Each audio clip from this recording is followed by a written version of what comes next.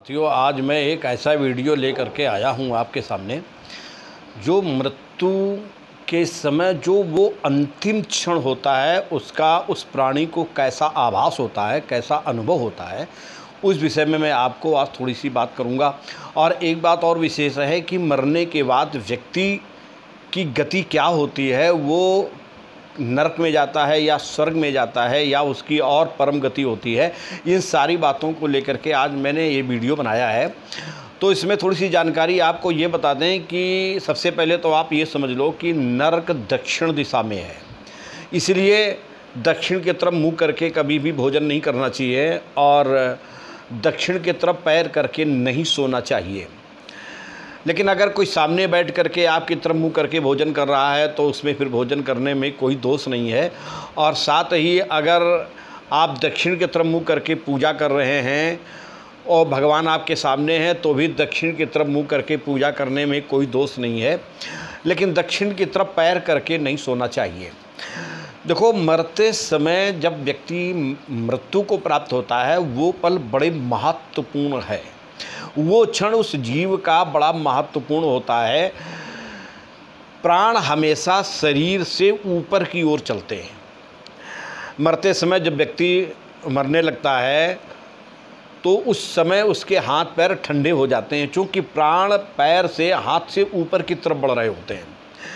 प्राण कभी भी ऊपर से नीचे नहीं जाते हैं, नीचे से ऊपर ही बढ़ते हैं। और जब प्राण कमर में आते हैं और जिन व्यक्तियों का मरते समय मलमूत्र का त्याग हो जाता है वो व्यक्ति नरकगामी होते हैं, क्योंकि उनके प्राण कमर से निकल गए होते हैं। जिन व्यक्तियों के प्राण ऊपर की ओर बढ़ते हुए और गले के पास से आकर के आँख, नाक, कान, मुंह आदि से जिनके प्राण निकलते हैं वो व्यक्ति उच्च लोकों में जाता है, स्वर्गाति उच्च लोकों में जाकर के दोबारा धरती पर जन्म लेता है, मनुष्य आदि योनि में जन्म लेता है। इस तरीके से उसका ये होता है।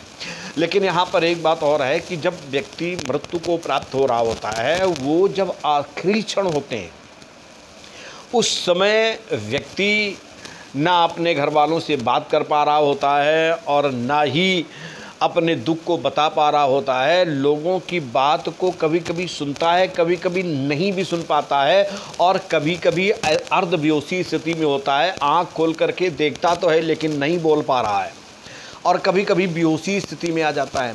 उस समय वो व्यक्ति जब मृत्यु को बिल्कुल निकट देखता है तब अपने सारे कर्मों को एक बार विचार करता है। उसके पास सारे जिंदगी के कर्म एक साथ उसके सामने आ जाते हैं और वो व्यक्ति वो सभी कर्मों का अनुभव कर रहा होता है।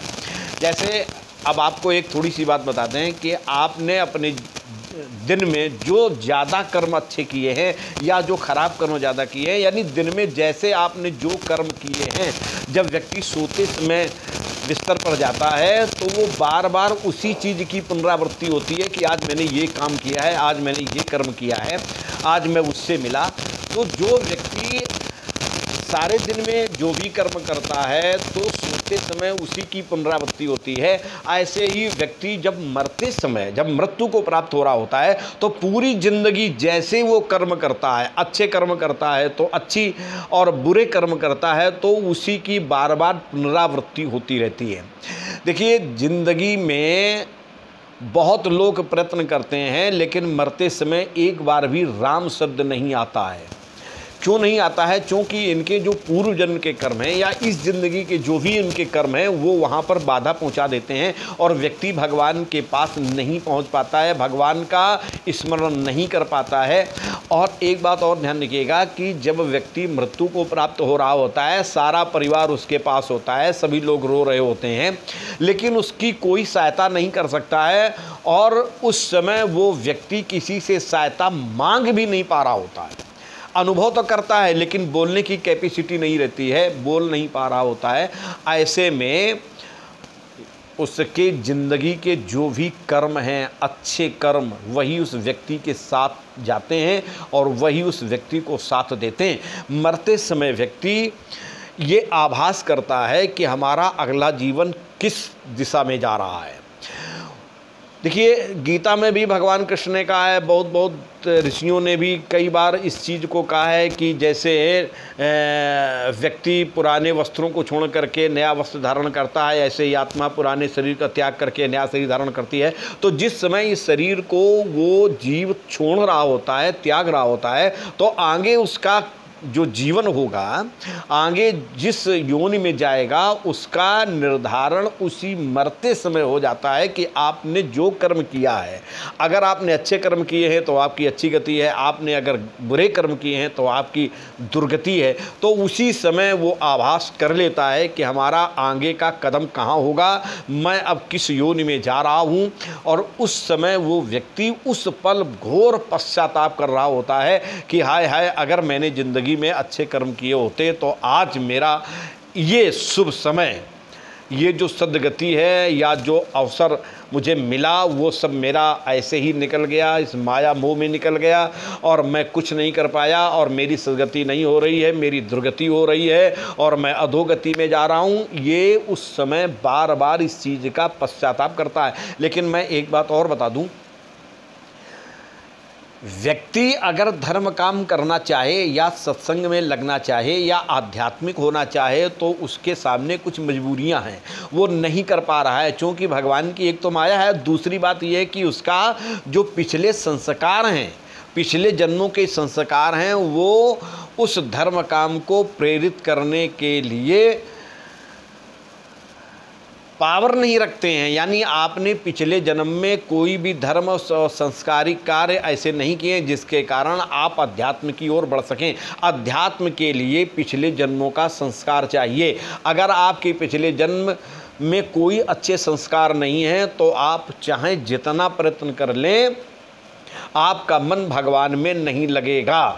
इसके लिए बस एक है उपाय है कि आप सत्संग में जाएं और धीरे धीरे अपने मन को लगाएं और मन को लगाने के बाद में ईश्वर के प्रति भक्ति जागृत करें तो धीरे धीरे संस्कार बनने लगते हैं। और उन व्यक्तियों के लिए ज़्यादा हितकर होता है जो व्यक्ति पिछले संस्कार लेकर के आता है, उसका मन धर्म में, अध्यात्म में, ईश्वर के प्रति ज़्यादा लगता है। और जिनका पिछले जन्म बिल्कुल सूना है तो उनको बार बार कहने पर भी उस चीज़ को वो नकार देते हैं और कोशिश करने पर भी उनका मन परमात्मा में नहीं लगता है।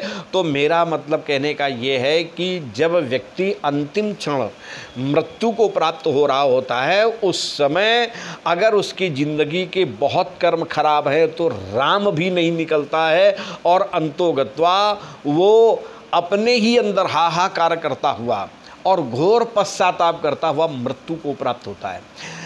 देखिए, जब प्राण नीचे से ऊपर जा रहे होते हैं, मैंने अभी आपको बताया कमर से जिसके प्राण निकलते हैं वो नरक को प्राप्त होता है और जिसके प्राण आँख कान नाक मुंह से निकलते हैं वो स्वर्गातिक उच्च लोकों को जाता है या मनुष्य आदि ऐसे श्रेष्ठ योनि में जन्म लेता है। लेकिन जिसके प्राण ब्रह्मरंध्र से निकल जाते हैं वो तो सीधे बैकुंठ ही जाता है, उसकी सद्गति हो जाती है, वो फिर दोबारा धरती पर जन्म नहीं लेता। लेकिन वो स्थिति हजारों लाखों में किसी एक की होती है। यत्र गत्वा न निवर्तन्ति तद्धाम परमं मम। भागवत का एक श्लोक है, भाग्योदयेन बहुजन्म समर्जितेन सतसंगमं च लभते पुरुषो यदा वै अज्ञान हेतु कृतमोह मदांतकारे नासं विधाय हि तथोदयति विवेका। जब पिछले जन्म के संस्कार उदय होते हैं, पिछले जन्म के पूर्ण उदय होते हैं, तब व्यक्ति धर्म काम करने के लिए अग्रसर होता है। जब तक पिछले जन्म के पूर्ण नहीं है तो वो धर्म काम करने के लिए आगे नहीं बढ़ता है। इसलिए पिछले धर्म, पिछले कर्म का, पिछले जीवन का संस्कार चाहिए और व्यक्ति को अपने जीवन में हमेशा सत्कर्म करने चाहिए। क्योंकि मरते समय व्यक्ति का वही असली मित्र होता है। सभी लोग पास में बैठे होते हैं लेकिन उसकी कोई सहायता नहीं कर पाते हैं। उस समय बार बार उसके अंदर ये कामना होती है कि कोई मेरी सहायता कर दे, लेकिन उस समय उसके कर्म ही आगे आकर के खड़े हो जाते हैं, अच्छे या बुरे कर्म। और उसी कर्म को देख करके या तो वो बहुत, जिसके कर्म बहुत खराब हैं तो देख करके बहुत भयभीत हो जाता, थर्रा जाता है और जिसके कर्म बहुत अच्छे होते हैं उसको देख करके प्रसन्नता का अनुभव करता है कि आज मैंने जो अच्छे कर्म किए थे इस समय मेरा सहायक बन करके मेरे सामने खड़ा हुआ है, ये कर्म हमारे सामने खड़े हुए हैं। तो उस समय वो व्यक्ति जो अच्छे कर्म नहीं करता है और ज़िंदगी में हमेशा दूसरों को कष्ट देना, गाली देना और परोपकार ना करना, ऐसे कर्म करने वाले व्यक्ति उस समय घोर पश्चाताप करते हैं। लेकिन उस समय उनका पश्चाताप सब व्यर्थ होता है और उसी क्षण वो व्यक्ति अपने शरीर का त्याग करके मृत्यु को प्राप्त होता है और अगले जीवन को भी वहीं से देख लेता है कि मेरा अगला जीवन कहाँ जा रहा है, अब मैं किस योनि में जा रहा हूँ। ये भी और समझने की बात है कि मृत्यु के बाद जीव की वहीं पर अंतिम गति नहीं है, जीव की आगे यात्रा प्रारंभ हो जाती है और फिर अपने कर्म के अनुसार ही उस योनि में प्रवेश करता है। तो साथियों, मैं इतना कह रहा था कि व्यक्ति अपने जीवन में जब तक जीता है तब तक अगर वो अच्छे कर्म कर ले और सन्मार्ग पर चले, परोपकार करे, दूसरों को गाली ना दे, दूसरों से प्रेम से व्यवहार करे और भगवान का भजन करे, तो वो अपने लिए ये जीवन तो मंगल में करता ही है और अगला जीवन का भी अच्छे जीवन का निर्माण कर रहा होता है। और वो उस समय अनुभव करता है जिस समय व्यक्ति के प्राण निकल रहे होते हैं, उस क्षण उस व्यक्ति को आभास होता है जिस समय उसका सारा घमंड चूर हो गया होता है, सारा पैसा उसका यहीं धरा रहता है, सारा सुंदर सा वैभव, मकान, ऐश्वर्य सब यहीं पड़ा रहता है और वो देखता है कि हाय, जिसके लिए मैंने इतना प्रयत्न किया वो सब यहीं छूट रहा है और अब मैं अकेला केवल यहाँ से प्रस्थान कर रहा हूँ। और उस समय कर्म ही उसको धक्का देते हैं, अच्छे कर्म ही उसको आगे की ओर बढ़ाते हैं और जो गलत कर्म होते हैं, जो बुरे कर्म होते हैं, उसको गड्ढे में गिराते हैं। बस यही चीज़ का अनुभव वो व्यक्ति मृत्यु के समय करता है। तो मेरा केवल एक संदेश यही है कि हर व्यक्ति को मरना है, तो मरने के पूर्व, मृत्यु के पूर्व हम अपने जीवन को संभाल लें, जिससे कि हमारी जो आगे की यात्रा है वो मंगलमय हो और शुभ हो, जिससे कि हम लोगों की सद्गति हो। बस इसी के साथ में हम अपनी वाणी को यहीं पर विराम करते हैं। साथियों, नमस्कार।